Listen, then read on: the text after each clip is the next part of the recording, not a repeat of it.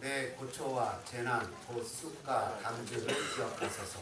내 마음이 그것을 기억하고 내가 낙심이 되나 이것을 내가 내 마음에 담아두었더니 그것이 오히려 나의 소망이 되었사오니 여호와의 인자와 긍휼이 무궁하심으로 우리가 진멸되지 아니하니이다. 이것들이 아침마다 새로우니 주의 성실하심이 크시도소이다. 내 심령에 이르기를 여호와는 나의 기업이시니 그러므로 내가 그를 바라리라 하도다. 기다리는 자에게나 구하는 영혼에게 여호와는 선하시도다. 사람이 여호와의 구원을 바라고 잠잠히 기다림이 좋도다. 사람은 젊었을 때 멍에를 매는 것이 좋으니 혼자 앉아서 잠잠할 것은 주께서 그것을 그에게 메우셨습니다. 그대의 입을 땅의 티끌에 댈지어다. 혹시 소망이 있을지로다. 자기를 치는 자에게 뺨을 돌려대어 치욕으로 배불릴지어다. 이는 주께서 영원하도록 버리지 아니하실 것이며 그가 비록 근심하게 하시나 그의 풍부한 인자하심에 따라 긍휼히 여기실 것입니다. 주께서 인생으로 고생하게 하시며 근심하게 하심은 본심이 아니시로다. 세상에 있는 모든 갇힌 자들을 발로 밟는 것과 지존자의 얼굴 앞에서 사람의 재판을 굳게 하는 것과 사람의 송사를 억울하게 하는 것은 다 주께서 기쁘게 보시는 것이 아니로다. 주의 명령이 아니면 누가 이것을 능히 말하여 이루게 할 수 있으랴. 화와 복이 지존자의 입으로부터 나오지 아니하느냐. 살아있는 사람은 자기 죄들 때문에 벌을 받나니 어찌 원망하랴. 우리가 스스로 우리의 행위들을 조사하고 여호와께로 돌아가자. 여러분, 쌍둥이도요 그 성향이 다릅니다. 창세기에 나오는 에서와 야곱이 쌍둥이인데, 트윈이죠. 쌍둥이인데 그 에서는 들사람이고 사냥하는 걸 좋아하고 그리고 와일드합니다. 반면에 야곱은 그 어머니랑 같이 있는 것을 조용하고 종용하고 조용하고 아마 음식 만드는 것도 좋아했던 것 같습니다. 같은 날 같은 시간에 같은 엄마 뱃속에서 태어난 자녀들도 이렇게 다릅니다. 하물며 다른 사람들, 다른 모양, 다른 곳에서 다른 환경 속에 다른 언어를 가지고 살았던 사람들이야 오죽하겠습니까? 지난주에도 잠깐 얘기를 했던 게리 체프만이라는 분이 사랑의 5가지 언어를 얘기합니다. 그 사람이 느끼기에 이 사람이 나를 인정하는구나, 나를 사랑하는구나 라는 말이 5가지 언어가 있다는 거예요. 5가지 언어를 살펴보면 첫째는 인정하는 말, 칭찬하는 말입니다. 당신이 이렇게 해줘서 정말 고맙습니다. 당신은 최고입니다. 당신은 얼마나 많은 것을 잘하는지 모릅니다. 뭐 이런 인정하는 말, 칭찬하는 말을 꾸준히 해줘야 이 사람이 나를 사랑하는구나 라고 느낀다고 해요. 또 두 번째 얘기는 봉사라고 합니다. 말로 하는 것보다 액션하는 거죠. 당신을 사랑합니다 하면, 사랑하면 집안 청소도 하고 빨래도 하고 설거지도 하고 자녀들도 돌봐주고, 근데 문제는 이게 한 번 하는 것으로 끝나는 것이 아니라 이거를 킥고잉 해야 된다는 거예요. 한 번 하는 것은 인정을 안 해준다는 거예요. 그래서 꾸준히 해야 이 사람이 나를 사랑하고 인정하는구나 라고 느낀다고 해요. 세 번째는 선물인데, 선물은 내가 원하는 선물을 주는 게 아니라 상대방이 원하는 선물을 줄 때 기쁘다는 거예요. 그래서 그것이 큰 거든 작은 거든 상관없이 상대방이 원하는 것을 줄 때 상대방이 이 사람이 나를 사랑하는구나 라고 느낀다고 해요. 또 어떤, 이제 네 번째는요, 함께하는 시간인데, TV를 보기 위해서 함께하는 거나 밥을 먹기 위해서 식당에 가는 것이 아니라 함께하기 위해서 TV도 보고 함께하기 위해서 밥도 먹고 함께하기 위해서 산책도 하고 함께하기 위해서 이걸 시간을 가질 때, 상대방에게 관심을 집중하는 시간을 가질 때 이 사람이 나를 좋아하는구나, 나를 인정하는구나, 뭐 이런 게 있다 그래요. 마지막으로 이제 스킨십인데, 과도하고 아무 때나 나타나는 스킨십은 부적절하겠지만 적절하게 이렇게 스킨십을 하면 이 사람이 나를 사랑하는구나 라는 그런 느낌을 받는다고 합니다. 여러분, 우리가 생각하기에 우리 각자에게는 자기에게 좋아하는 언어가 있어요. 이 사람이 나를 인정해준다, 이 사람이 나를 사랑한다, 이 사람이 나를 정말 무엇인가 인정하고 사랑하고 이끌어주고 뭔가 나에게 관심을 기울인다는 언어들이 있어요. 접촉일 수 있고 격려일 수 있고 인정하는 말일 수 있고 칭찬일 수 있고 선물일 수 있고 다 있어요. 근데 여러분, 혹시 그런 생각해 보셨습니까? 하나님이 좋아하시는 언어가 뭘까? 하나님이 사랑하시는, 하나님이 얘가 나를 정말로 나를 신뢰하는구나, 나를 믿는구나 라는 하나님의 언어가 뭘까? 한번 생각해 봤습니까? 하나님의 언어가 있다고 성경은 얘기해요. 우리가 상대방에게 어떤 호의를 베풀어줘서 이 사람이 나를 인정한다라는 여러 가지 방법이 있는 것처럼 하나님에게도 우리가 어떤 언어, 어떤 액션을 취할 때 하나님이 우리를 얘가 나를 정말 신뢰하고 나를 믿고 나를 사랑하고 나를 따르는구나 라는 것이 있다는 거예요. 성경은 그것을 뭐라고 표현하는지 아십니까? 성경은 그것을 하나님이 우리에게 보내신 예수님을 믿는 것을 하나님은 가장 좋아하신다는 거예요. 요한복음 3장 16절에 이런 말씀이 써 있습니다. 하나님이 세상을 이처럼 사랑하사, 하나님이 God so loved the world, 하나님이 저와 여러분을 너무 사랑해서 누굴 주셨냐면 독생자를 줬다는 거예요. His only son, 그의 아들을 줬다는 거예요. 우리가 그래서 그를 믿을 때, 우리가 하나님을 믿을 때 영생을 준다는 거예요. 다시 얘기하면 우리가 제가 하나님을 사랑합니다 라고 표현하는 것은 그의 아들 예수 그리스도를 믿을 때 하나님 그렇게 느끼신다는 거예요. 여러분 아브라함 사건을 보면 잘 알죠. 아브라함에게 그의 독생자를 줬어요. 유일한 아들을 줬어요. 그 아들을 줬을 때 하나님이 그 아들 이삭을 바치라고 했어요. 아들 이삭을 바칠 때 하나님이 뭐라고 하시냐면 네가 이제야 나를 경외하는 줄 알겠다라고 얘기하시는 거예요. 그러니까 하나님을 믿을 때 그 믿음은 어떤 믿음입니까? 우리가 아까 얘기했죠. 우리가 봉사할 때도 기꺼이 해야 된다는 거예요. 뭐 하나를 설거지를 한 번 해줘도 내가 설거지 한 번 해줬으니까 여보 나 당신 사랑해, 이게 안 된다는 거예요.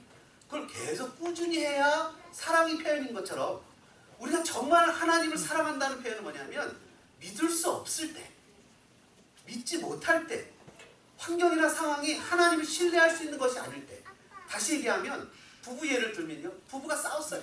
싸웠는데도 남편이 아내를 위해서 설거지를 해주거나 청소를 할 때 아내의 마음이 감동이 일어나는 것처럼 하나님을 신뢰할 수 없을 때, 우리가 잘 아는 표현을 하면 무한 신뢰, 무한 긍정, 믿고 보는 하나님의 은혜, 뭐 이런 거죠. 하나님의 은혜, 그러니까 하나님을 신뢰하는 것을 누구나 다 믿을 수 있을 때 믿는 것이 아니라 믿을 수 없을 때 믿는. 그래서 아브라함에게 아들을 바치라고 했을 때 그 아들을 드릴 때 하나님 네가 이제야 나를 경외하는구나 라고 깨달은 것처럼 하나님이 정말 저와 여러분을 향해서 얘가, 성도가, 저와 여러분이 정말 하나님을 사랑하고 하나님을 신뢰하고 하나님을 따르는 것을 어떻게 하느냐, 우리의 삶에 고난이나 역경이나 환난이나 하나님을 신뢰할 수 없는 삶의 환경이 왔을 때 하나님을 신뢰하고 믿을 때 하나님은 우리를 하나님을 사랑하는 존재로 여겨주신다는 겁니다. 여러분 예수님을 믿으십니까? 예수님을 믿으십니까? 하나님 제일 좋아하시는 것이 뭐라고요? 예수님을 믿는 거라는 거예요. 근데 그것을 언제 믿는다고요? 하나님 제일 좋아하시는 언어는 뭐라고요? 믿을 수 없는 환경에서 하나님을 믿는다는 거예요. 여러분 그러나 우리가 살아가는 세상이 결코 만만하지 않습니다. 이제 오늘 뭐 시대가 흘러가 여기 어른들도 다 계시지만 나이가 흘러가면 몸도 쇠약해지고 요즘같이 날씨가 갑자기 하면 뼈가 시리는, 옛날 같으면 이렇게 반바지에 반팔 입고 자던 시대는 지나갔고 이제는 뼈가 시리는 시대가 왔어요. 그리고 뭔가 서러워요, 그죠? 몸도 연약해지고 어저께도 저녁 때 와이프가 뭐 이렇게 따달라고 하는데 따려고 하는데 이게 옛날 같으면 그냥 하면 기압을 안 줘도 땄던 것이 그 기압을 줘야 딸 수 있을 정도에 벌써 내가 이런 건 아닌 것 같은데 이 몸이 갈수록 쇠약해지는 것을 느낍니다. 서럽죠. 뿐만 아니라 사회적으로 약자의 삶을 사는 것도 서럽습니다. 관계적으로도 그렇습니다. 내가 잘못한 것이 아니고 내가 선택한 것이 아닌데 나는 여러 가지로 힘들고 어려운 삶을 내가 경험해야 되는 그런 사람들도 있습니다. 사랑하는 사람하고 헤어지기도 합니다. 심지어 사랑하는 가족들을 잃어버리는 경우도 있습니다. 대한민국이 온통 시끄럽고 또 여러 가지 속상한 일들이 너무나 많이 있습니다. 더군다나 예수님 안 믿는 사람들은 잘 되고 신실하게 신앙생활 해보겠다 그러면 어려운 일들을 겪어갑니다. 하박국서에 나오는 선지자 하박국이 하나님 앞에 질문을 합니다. 하나님 저요. 저 질문이 있는데요. 하나님이 얘기해봐라 하십니다. 하나님 도대체 이 언제까지 제 기도에 응답하지 않으실 거예요? 나라 꼴이 지금 엉망입니다. 정말 이대로 나라를 놔두실 겁니까? 권력자들은 거짓말을 하고 자기 입속을 챙기기 위해서 자기가 그냥 상대방 국민들을 유린하고 국민들을 속이고 자기 배만 불리고 더군다나 종교 지도자들은 신앙심을 이용해서 성도들을 이용해서 돈을 벌고 타락하고 입에 담기 어려울 정도의 그런 어떤 윤리적인 도덕적인 타락을 하는데 하나님 정말 이대로 보고 계실 겁니까? 하박국 서에 나오는 얘기지요. 1장에 3절에 보면 이렇게 얘기하죠. Why do you make me look at injustice? 도대체 이런 불합리한 것을 왜 보게 하시죠? Why do you tolerate wrong? 발음이 안 좋은데 이해를 하십시오. 네, 하여튼 그렇게 써 있어요. 그러면서 이런 강포와 분쟁과 이런 모든 것이 다 포악한 상황 가운데서 하나님 도대체 왜 이것을 그냥 보고 언제까지 그냥 보고 가시겠습니까? 하나님이 응답하십니다. 뭐라 하시냐면 야 하박국아 내가 가만히 있는 게 아니야. 내가 일하고 있었어. 내가 일하고 있었는데 내가 응답할 거야. 어떻게 응답할 거냐면 저 바벨론을 들어서 얘네들 다 심판할 거예요. 하박국이 깜짝 놀랍니다. 하나님 바벨론이요? 하나님 직접 하시는 것이 아니라 저 바벨론이요? 바벨론은 우상을 섬기는 나라잖아요. 바벨론은 이방인이잖아요. 그것도 바벨론이 하나님 뭐라 하시냐면 저 바벨론은 독수리가 먹이를 낚아채듯이 엄청난 심판을 할 거야. 상상할 수 없는 엄청난 심판을 할 거야. 그러니까 이 하박국이 깜짝 놀라서 하나님 너무나 마음이 답답하고 당황스럽습니다. 어떻게 하나님 이럴 수가 있죠? 그런데 하나님 얘기가 하나님 너무나 단호하십니다. 그들은 황폐하게 될 거고 수치를 당할 거고 헛된 야망은 오래가지 않아 사라질 거고 엄청나게 창피함을 당하게 될 거고 유린당하고 우상숭배 때문에 허무하게 될 거예요. 여러분 실제로 이스라엘이라는 나라가 얼마나 타락했는지 상상할 수가 없습니다. 지금 대한민국은요 거기에 비하면 비교도 안 될 정도로 타락했는지도 모릅니다. 하나님에 대한 공의는 땅에 떨어졌고 하나님에 대한 신뢰는 전혀 없고 오히려 하나님의 이름을 이용해서 돈벌이하고 하나님을 이용합니다. 하나님께서 하박국에게 두 가지 놀라운 약속을 주십니다. 첫 번째는 뭐냐면요. 의인은 믿음으로 사는 거예요. 의인은 환경으로 사는 게 아니야. 의인은 눈에 보이는 것으로 사는 게 아니야. 의인은 당장 눈앞의 현실을 보고 살아가는 게 아니라 의인은 믿음으로 사는 거야. 이 믿음으로 산다는 말은요. 내가 하나님을 믿는 믿음일 수도 있지만 이 믿음은 하나님의 신실성을 믿고 사는 거예요. 하나님의 신실성 때문에 사는 거라니까. 사람은 연약합니다. 누구나가 다 사람은 실수하고 잘못하고 타락하고 넘어집니다. 사람은 누구나가 다 실망의 대상일 수밖에 없습니다. 그러나 여전히 변하시지 않는 분은 하나님이시죠. 하나님의 신실성으로 살아가는 거야. 환경으로 살아가는 게 아니야. 그게 믿음이야. 두 번째는 하나님 어떤 약속을 하박국에 주시냐면 바벨론을 통해서 내가 유다를 심판할 거지만 바벨론은 도구야. 결국 바벨론도 내가 심판할 거야. 바벨론도 멸망할 대상이야. 하나님 이렇게 얘기하십니다. 그러면 도대체 하나님의 본심은 뭡니까? 바벨론을 통해서 심판을 하고 이스라엘 백성들이 잘못하면 범죄할 때 심판하시고 그럼 도대체 하나님의 본심은 무엇입니까? 여러분 오늘 추수감사절이라 실은 고민을 좀 했습니다. 에레미야 예가를 설교해야 되느냐. 오늘 큐티는 에레미야 예가를 설교해야 되는 거거든요. 근데 땡스기빙이니까 추수감사절도 이렇게 감사해야 됩니다. 이래도 감사해야 되고 저래도 감사해야 되고 그리고 뭐 우리 사랑의 원자탄 손목사님 얘기도 하면서 감사해야 되고 막 감사해야 됩니다. 이렇게 얘기를 하는데 성경은 지금 뭐라고 에레미야 예가를 통해서 뭐라고 얘기하시냐면 사람은 고난이나 역경이나 환난을 통해서 내가 뭘 잘되고 성공해서 믿음의 가치를 척도를 재는 게 아니라 환경이 어렵고 역경이 있고 삶이 어렵고 힘들어도 하나님으로 인해서 감사하는 거예요. 하나님을 통해서 감사하는 거예요. 실상 생각해보니까 저와 여러분의 삶 속에서 그렇게 넉넉하지 않잖아요. 그렇죠? 우리가 살아가는 게 만만하지가 않잖아요. 우리가 원하는 대로 다 이루어지지 않잖아요. 이제 공부하는 학생들은 공부도 내 마음대로 되지 않고 어려운 부분도 있고 학교에서 친구와의 관계도 그렇게 썩 잘 풀리는 것 같지도 않고 여러 가지 직장생활하거나 사업하시는 분들, 이민생활하시는 분도 그렇게 어렵거나 뭐 쉽거나 쉽게 풀리거나 뭐 이렇게 다 좀 이렇게 넉넉하지 않잖아요. 이런 상황 가운데 우리가 하나님께 감사할 수 있는 게 뭐가 있는가? 그것은 하나님께 감사할 수 있는 게 무엇인가? 도대체 우리를 향하신 하나님의 본심은 무엇인가? 한번 따라해볼까요? 하나님의 본심은 무엇입니까? 어떻게 우리가 하나님의 본심을 믿을 수 있습니까? 하나님 오늘 본문을 통해서 얘기하시는 게 뭡니까? 우리에게 근심이나 어려움이나 이런 것을 주는 것이 하나님의 본심이 아니라는 거예요. 자비와 긍휼을 주시는 거라는 거예요. 에레미야 27장에서도 우리에게 뭐라고 얘기하십니까? 우리를 향한 생각은 재앙이 아니래. 재난이 아니래. 저와 여러분을 향한 생각은 하나님 평안이래. 평안이래. 미래 소망을 주는 거래. 그러면 하나님의 본심을 어떻게 믿을 수 있습니까? 상황이나 환경을 보고 어떻게 하나님의 본심을 우리가 믿을 수 있습니까? 첫 번째, 따라해볼까요? 하나님의 성품으로 믿습니다. 하나님의 성품으로 믿는다는 거예요. 하나님의 성품. 오늘 본문에 보니까 22절에 19절부터 보니까 이렇게 얘기를 합니다. 내 고초와 재난과 곧 쑥과 담즙을 기억하소서. 고초와 재난이 있어요. 재난, 여러 가지 어려움이 있죠. 쑥과 담즙은 쓴 거 아닙니까? 이렇게 쓴 어려움 여러 가지가 있어요. 내 마음이 그것을 기억하고 낙심이 됐대요. 20절에. 그리고 그것을 마음에 담아두었는데 갑자기 마음에 소망이 일어나기 시작해요. 왜 소망이 일어나나? 22절에 보니까 뭐라고 하냐면 같이 한번 읽어볼까요? 22절.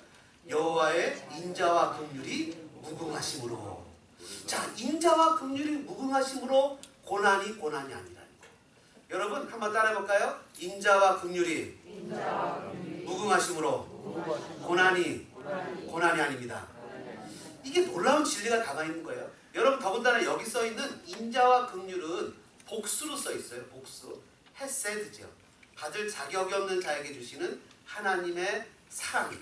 받을 자격이 없는 자에게 주시는 하나님의 사랑. 우리가 라오스에 있는 아이들을 후원하지 않습니까? 라오스에 있는 아이들 5명을 후원을 합니다. 엊그저께 라오스 선교사님이 연락이 왔는데 그 아이들에게 모여가지고 생활비하고 이렇게 장학금하고 이렇게 줬다는 거예요. 그리고 사진을 찍어서 저한테 보내왔어요. 그러면서 하시는 얘기가 목사님 이 중에서 누구 한 명을 바꿔야겠습니다 이러는 거예요. 그래서 왜요? 그랬더니 걔가 지금 우리가 3번인가 줬어요. 그렇죠? 우리가 보냈는데 3번인가 줬는데 걔가 돈 받을 때만 나타나요. 돈 받을 때만 앞에 모임하거나 뭐 이럴 때 안 오고 꼭 밥 먹거나 돈 받을 때 오고 심지어 자기가 찾아가서 죽기까지 했대요. 그래서 생각에 얘를 끊어야 되겠대요. 그래서 제가 그랬어요. 선교사님 끊지 마세요. 걔를 끊는 순간 선교사님이 걔를 돈으로 조종하는 겁니다. 그건 하나님이 원하시는 게 아니에요. 우린 누구나 자격이 있어서 하나님의 은혜를 받는 자들이 아닙니다. 하나님 우리를 사랑하셔서 은혜를 주는 겁니다. 걔를 끊지 말고 그냥 안 오면 스킵하세요. 다음 달에 주세요. 아쉬운 게 없으니까 그럴 수 있으니까 다른 애들은 1년에 12번을 받으면 걔는 13개월에 12번을 받도록 그냥 스킵하세요. 그러나 끊지는 마세요. 마찬가지로 하나님 우리가 잘못하거나 무엇인가 실수할 때마다 사랑을 끊어버리지 않고 하나님 자격 없는 자에게 사랑을 주시는데 23절에 보니까 뭐라 그래요? 이것들이 아침마다 새롭대요. 하나님이 아침마다 우리를 사랑하시고 아침마다 우리를 사랑하시는 것이 날마다 새롭대요. 그러면서 23절에 뭐라 그래요? 주의 성실하심이 크시대요. 주의 성실하심이 크시대요. 우리를 향하신 하나님의 사랑은 우리의 조건과 상황에 따라서 변하지 않는데 그럴 때 우리에게 나타난 삶의 고난이나 역경이나 왠가 씁쓸하고 힘들고 쓴 그런 쑥과 담즙인데도 불구하고 우리가 그 가운데 하나님의 성품을 믿을 수 있는 것은 하나님의 사랑은 성실하시되 편함이 없대요. 여러분 요셉 아시죠? 창세기에 나오는 요셉은요 자기 형들이 노예로 팔아버렸습니다. 기가 막히죠? 어떻게 형들이 노예로 팔아버릴 수 있죠? 노예로 팔았는데 이 요셉은 만약 그 노예로 팔았으면 어쩌면 저 같으면 막 화가 나서 막 살았을지도 몰라요. 내가 이렇게 고생을 해? 나 막 살아. 막 이렇게 부수고 때려 부수고 막 화내고 억울하고 나 죽어버리겠다고 뒤집어 누웠을지도 몰라요. 근데 요셉은 어땠습니까? 성실했어요. 보디발의 집에 가서도 얼마나 성실했는지 그 집안에 있는 모든 것을 다 그에게 맡겼어요. 그런데 기가 막힌 건 보디발의 아내가 이 요셉에게 날마다 유혹을 해서 같이 그 불륜을 저지르자고 그렇지만 요셉은 넘어가지 않으니까 억울한 누명을 쓰고 감옥에 갇히게 됐어요. 여러분 얼마나 억울합니까? 이게 얼마나 언페어합니까? 막 화가 나고 분노가 일어나고 자기의 삶을 저주하고 하나님을 원망하고 다 때려부수고 그냥 깡패처럼 막 살아버리고 망가지는 인생을 살고 싶지 않습니까? 그러나 요셉은 그러지 않았어요. 요셉은 그럴수록 더 하나님께 매어달리고 하나님을 바라봤어요. 어떻게 그럴 수 있을까? 라고 생각했더니 요셉의 감옥에 갇혔을 때 창세기 39장 21절에 이런 말씀이 기록되어 있어요. 그에게 인자를 더하세요. 인자는 헤세드예요. 사랑이에요. 23절에 보니까 여호와께서 요셉과 함께 하셨다. 여러분 우리가 삶에 나타나는 고난은 정말 하나님 우리에게 향하신 뜻이 아닌 거예요. 우리에게 고난하고 고생하고 어렵고 힘들게 살아가기를 원하지 않으시는 거예요. 그것은 하나님의 본심이 아닌 거예요. 왜? 하나님 우리를 사랑하시니까 그것을 우리는 믿어야 되고 따라야 되는 것이죠. 본문의 24절에 뭐라고 그러니까 내 심령에 이르기를 여호와는 나의 기업이시다. 여러분 사도 바울이 뭐라 그랬어요? 그리스도의 사랑이 나를 강권하시는 거다. 그리스도의 사랑이 나를 강권해서 다시 한번 넘어진 자리에서 일어나게 하고 그냥 돌에 맞아서 죽은 자리에서 일어나서 나를 돌로 쳤던 사람들에게 다시 들어가게 하는 거예요. 그래서 사도 바울이 뭐라 그러냐면 이 세상의 모든 것들은 배설물 수준이라는 거예요. 하나님 앞에 주님 앞에서 살아가는 것이 얼마나 행복하고 은혜로운지 고난을 당하고 역경을 당하고 때로는 굶기도 하고 맞기도 하고 여러 가지 속상한 일을 당해도 자기는 괜찮다는 거예요. 왜? 그리스도 예수 안에 있기 때문이라는 거죠. 여러분 하나님이 우리를 사랑하시는 것을 믿으십니까? 그렇다면 우리가 하나님께 감사할 수 있는 거예요. 삶의 역경 속에서 감사할 수 있는 거예요. 첫 번째 하나님의 성품을 믿기 때문에 우리는 그분의 본질을 알죠. 그 첫 번째는 바로 하나님은 사랑이 많다라는 것이고 그 두 번째는 한번 따라해 볼까요? 여호와는 다시 해보죠. 여호와는 선하시다. 선하시다. 25절에 보니까 이렇게 기록되어 있습니다. 같이 읽어보죠. 25절입니다. 기다리는 자들에게나 구하는 영혼들에게 여호와는 선하시다. 자, 한번 따라해보죠. 여호와는 선하시다. 여호와는 선하시다는 거예요. 여러분 학생들이요 답을 세워서 공부를 합니다. 아 나는 고통스러워. 세상에 이런 악이 어디 있어? 라고 얘기하면서 공부하는 학생들이 있습니까? 고통스럽지만 그건 선이에요. 왜 그러죠? 좋은 성적을 거두기 위해서 고통을 참아내기 때문에 그것은 선이에요. 여러분 운전하고 가는 사람이 졸지 않아야 돼요. 그죠? 좋은 것을 참는 것도 선이에요. 왜? 안전하게 운전하기 위해서요. 성도들에게 식사를 제공하고 성도들에게 과일을 보여주고 하나님 앞에 아름답게 올리기 위해서 몸이 귀찮고 힘들어도 요리를 하고 과일을 준비하고 이런 모든 것들은 고통스럽지만 악이 아니라 선이에요. 왜요? 하나님 앞에 영광을 돌리기 위해서 하는 것이기 때문이죠. 여러분 그래서 우리의 삶에 나타나는 고통은 다 악이 아니에요. 다 고통이라고 해서 악이 아니에요. 하나님께서는 선하신 분이기 때문에 나에게 주시는 나에게 허락하는 고난도 선하다고 믿어야 돼요. 하나님이 나에게 주신 것은 다 선하다고 믿어야 돼요. 여러분 사람이 고생하지 않고 편하게 살려고 하는 것은 주님의 뜻에 위배되는 겁니다. 좀 더 자자, 좀 더 눕자, 좀 더 쉬자, 좀 더 게으름을 피우자 이런 것들은 하나님의 뜻이 아니에요. 열심히 땀을 흘려야 되고 공부해야 되고 열심히 살아야 돼요. 피곤하지만 참아야 돼요. 새벽에 일어나기 싫지만 새벽에 일어나서 주님 앞에 기도하러 나오고 기도하다가 보면 이렇게 딴 생각이 들어갖고 기도를 멈추고 싶지만 더 힘을 내서 기도하고 하나님께 나가야 돼요. 그것은 악이 아니에요. 나를 추구하는 것이 아니라 하나님을 쫓아가는 거예요. 육신을 쫓아 육신의 정욕을 살려는 자는 반드시 망할 것이지만 영을 쫓아 성령을 따라가는 사람은 영생을 누리게 될 거예요. 사랑하는 소망장로교회 성도 여러분, 우리가 삶을 살아갈 때 보면 고통이 있습니다. 견뎌야 될 몫이 있습니다. 아프지만 감당해야 될 분량이 있습니다. 성경은 그것을 우리에게 이야기하고 있는 거예요. 엄마가 엄마 노릇을 해야 됩니다. 여러분 부모님들은 자기의 자녀들을 책임져야 됩니다. 특별히 아이들이 아주 개구진 사람들은 미셸한테 쏘리 해야 됩니다. 쥐락기 교사니까. 웃으신 분들 미안하다고 해서 얘기하십시오. 쏘리 해야 됩니다. 여러분 내 아이는 내가 책임져야 돼요. 교회 떠넘기지 마십시오. 제발 부탁입니다. 여러분 내가 감당해야 될 몫이 있는 거예요. 교회도 감당해야 될 몫이 있습니다. 같이 나쁘다는 게 아니라 우리가 함께 해나가야 되는 부분이 있다는 거예요. 여러분 우리가 살아가면서 하나님 앞에서 정직하게 살아가는 게 얼마나 어려운 줄 아십니까? 저는요 맨 처음에 미국에 와서요 이 얼굴 하얘신 분들은 인종차별하는 거 아닙니다. 다 정직한 줄 알았어요. 통계조사해 보니까 미국 사람들의 91%는 거짓말을 자주 한대요. 여러분 위로하라고 이런 얘기하는 거 아닙니다. 91%는 자주 거짓말을 한대요. 특별히 미국인들 가운데 86%는 주기적으로 부모님들 잘 듣세요. 86%는 주기적으로 부모님에게 거짓말을 해요.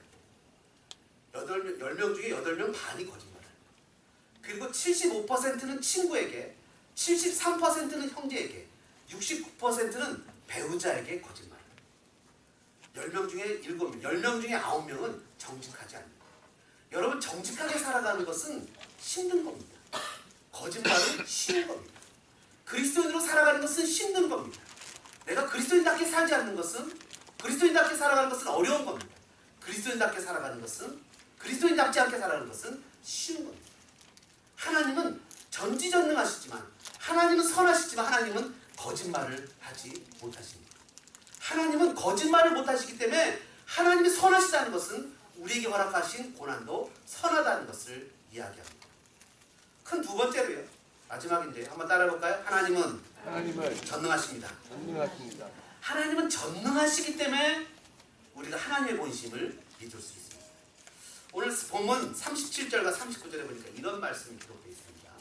주의 명령이 아니면 누가 이것을 능히 말하여 이루게 할 수 있으랴. 화와 복이 지존자의 입으로부터 나오지 아니하느냐. 살아있는 사람은 자기 죄들 때문에 벌을 받나니 어찌 원망하랴. 우리가 스스로 우리의 행위들을 조사하고 여호와께로 돌아가자. 뭐라 그래요? 화와 복이 지존자의 입으로부터 나온대. 주의 명령이 아니면 이것들을 능히 말하여 이루게 할 수 없대. 다시 얘기하면 내가 화를 당하거나 고난을 당하거나 역경을 당하거나 어려움을 당하거나 괴로움이 있거나 재앙이 있거나 이것은 다 하나님이 허락해서 나오는 거예요.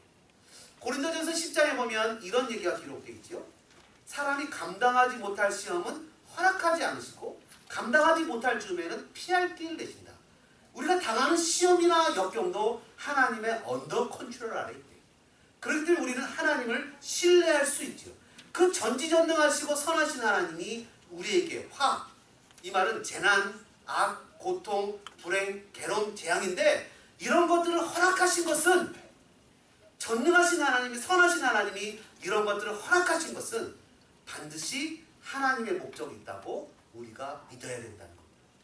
우리가 삶에서 괴로움을 당하고 고통을 당한다는 것은 우리를 향해서 하나님이 죽이고자 하시는 뜻이 아니라 그것을 통해서 우리를 향하신 하나님의 목적이 있다는 것을 깨달아야 된다는 거예요. 아까도 얘기했지만 고통스러운 것은 죄가 아니에요. 로마서 8장 28절에 보니까 우리가 알거니와 하나님을 사랑하는 자 곧 그의 뜻대로 부르심을 입은 자들에게는 모든 것이 합력해서 선을 이루는 모든 것이 모든 것 내가 당하는 고통, 아픔, 질병, 괴로움, 재앙 이 모든 것이 다 선을 이루어요. 이 선은 내가 원하는 선이 아니라 하나님이 원하시는 선 바로 예수 그리스도를 닮아가게 하는 선이라. 모든 것이 하나님의 목적이 있대요. 여러분 예수님이라도 아들이시라도 고난을 통해서 순종을 배웠듯이 하나님 우리의 삶에 나타나는 여러 가지 역경이나 아픔을 통해서 하나님의 자녀답게 우리를 양육하고 있다는 것을 믿어야 됩니다. 그렇기 때문에 우리는 고난이 오고 고통이 올 때 컴플레인하고 앵거를 일으키고 하나님 앞에 어게인스트하고 그것을 막 파기하고 모든 것을 다 없애하고 싶은 마음이 일어나는 것이 아니라 그럴수록 하나님 앞에 더 매달리는 사람이 되어야 된다는 거예요. 40절입니다. 뭐라고 기록합니까? 우리가 스스로 우리의 행위들을 조사하고 여호와께로 돌아가자. 41절에 우리의 마음과 손을 아울러 하늘에 계신 하나님께 들자. 뭐예요? 마음도 손도 하나님 앞에 항복하자. 하나님 내가 이런 어려움을 당하는 것을 보니까 제가 이러한 일을 잘못했네요. 하나님 제가 잘못했습니다. 하나님 제가 회개하겠습니다. 하나님 제 마음에 어게인스트하고 하나님 앞에 반역했던 것 42절에 우리의 범죄함과 우리의 반역함을 주께서 하나님 우리가 반역하고 하나님 앞에 대항했던 거 회개합니다. 나에게 생명 주시고 예수 그리스도를 주시고 가장 귀한 것을 주셨는데 조금 잃었다고 조금 힘들다고 하나님 불평하고 하나님 원망했던 거 하나님 회개하고 주님 나에게 주신 모든 것을 통해 하나님 앞에 영광을 돌리고 감사를 올려드립니다. 가장 언페어한 게 뭘까요? 인생을 살면서 가장 불만스럽고 불평하고 받아들이기 힘든 게 뭘까요? 그것은 바로 예수 그리스도의 십자가 사건입니다. 죄 없으신 그분이 바로 죄 때문에 저와 여러분을 위해서 죽었다는 것이 세상에서 가장 언페어한 것입니다. 사랑하는 소망장로교회 성도 여러분, 오늘은 행복하고 즐거워야 될 추수감사절입니다. 근데 진정한 감사는 무엇입니까? 그것은 감사할 수 없을 때, 남들이 감사할 수 없다고 여길 때 하나님을 바라보고 감사하는 것이 진정한 감사입니다. 그것은 예수 그리스도의 십자가를 바라보고 그분을 따를 때 우리의 삶에 나타나는 것입니다. 사랑하는 소망장로교회 믿음의 가족 여러분, 우리가 이 땅을 사는 동안 크고 작은 고난이 올 것이 확실합니다. 저는 여러분들에게 예수님을 믿으면 고난이 사라진다고 얘기하는 것이 아닙니다. 예수님을 믿으면 더 큰 고난이 올 수 있습니다. 더 어려움이 올 수 있습니다. 그러나 그것은 장차올 영광에 비교하면 좋게 비교가 안 될 정도로 아주 작고 경미한 것입니다. 예수님의 십자가를 바라보고 낭망하지 말고 천국에 이르는 날까지 고난을 넉넉히 이기며 나가는 저와 여러분들 되어지기를 주님의 이름으로 축원합니다.